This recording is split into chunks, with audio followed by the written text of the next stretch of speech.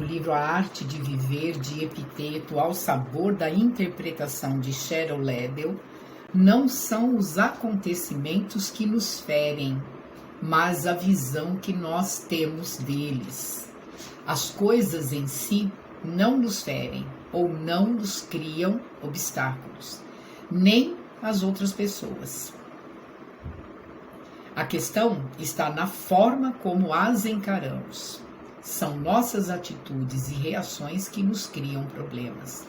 Uma das lições mais difíceis de aprender é essa, né? De que são as nossas atitudes, as nossas reações que são provocadas pelo que eu penso, pelo que eu sinto, que nos criam os problemas.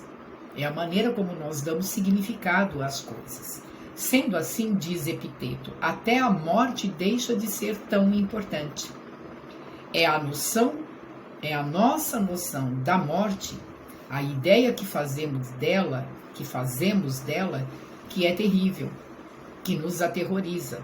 Existem muitas maneiras de pensar na morte. Examine suas noções a respeito dela e também sobre tudo mais. O que você pensa sobre a morte? O que você pensa sobre as coisas? O que você pensa te favorece?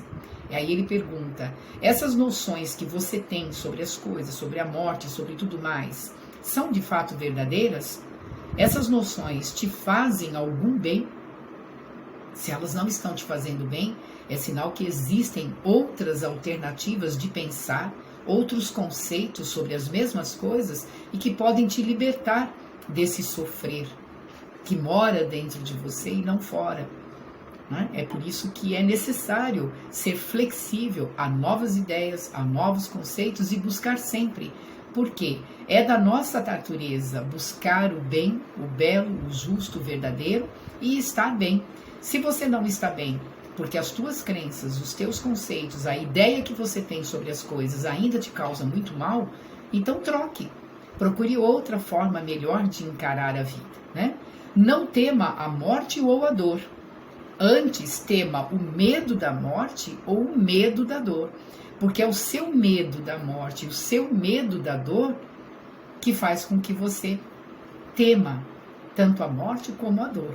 Quando você conseguir encarar a morte sobre outra perspectiva, quando você conseguir encarar a dor, o sofrimento, a doença, o acidente, qualquer circunstância desagradável, sobre outra perspectiva de reflexão, você pode ser feliz apesar de. Não podemos escolher as circunstâncias externas de nossa vida.